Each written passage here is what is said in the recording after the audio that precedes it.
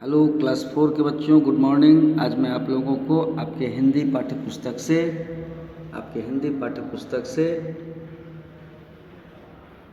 आपके लिए उसी तरह से अभ्यास प्रश्नों की सूची को फिर से मैं आपके सामने रख रहा हूँ। इन प्रश्नों को देखिए और आपके पास बहुत सारे प्रश्न हो जाएंगे फिर परीक्षा में, तो आप सबको याद कर लेंगे, पढ़ लेंगे, ताकि आपको उत्तर लिखने में कठिनाई नहीं हो। अब जैसे सबसे पहला प्रश्न है, राष्ट्रीय ध्वज में सफ़ेद रंग क्या दर्शाता है? आपको याद होगा राष्ट्रीय ध्वज वाला है ना, राष्ट्रीय चिन्ह वाला एक चैप्टर है। उस चैप्टर में देखिए राष्ट्रीय ध्वज में सफ़ेद रंग क्या दर्शाता है। सबसे पहले राष्ट्रीय ध्वज में 3 रंग होते हैं।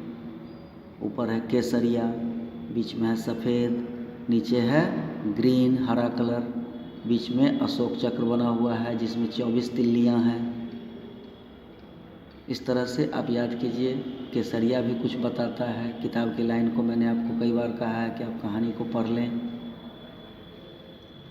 केसरिया रंग दर्शाता है, हरा रंग दर्शाता है, उसी तरह से सफ़ेद रंग भी दर्शाता है।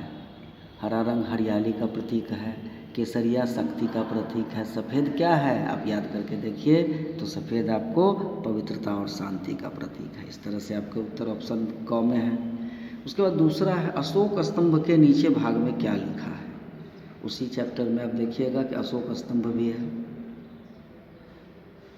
अशोक स्तंभ के नीचे में क्या है, अग्रभाग में क्या है, मध्य भाग में क्या है और नीचे के भाग में क्या है?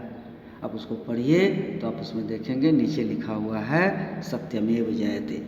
बाकी और सारे ऑप्शन गलत हैं, सत्यमेव जयते लिखा हुआ है, तो आपका ऑप्शन यहाँ ख में है। उसके बाद कैसे लोगों को लोग पसंद नहीं करते, शिष्टाचार वाला एक चैप्टर है। आप उस चैप्टर को पढ़िए। शिष्टाचार वाले चैप्टर में कैसे लोगों को लोग पसंद नहीं करते, तो अशिष्ट लोगों को, अनुशासनहीन लोगों को, अत्याचारी लोगों को। अब यहाँ ऑप्शन में आपके पास सभी हैं और एक ऑप्शन आपके पास सभी भी है, तो आप क्या करेंगे, ये सभी में टिक लगाएंगे। फिर उसी तरह से मनुष्य का आचरण कैसा होना चाहिए? मनुष्य का आचरण कैसा होना चाहिए? तो मनुष्य का आचरण साहसी होना चाहिए, कर्मयोगी होना चाहिए, शिष्ट होना चाहिए। ये सभी गुण उसमें होने चाहिए। इस तरह से आपका ऑप्शन यहाँ सभी में है, तो आप सभी में टिक लगाएंगे और इस तरह से आपके उत्तर सही होंगे।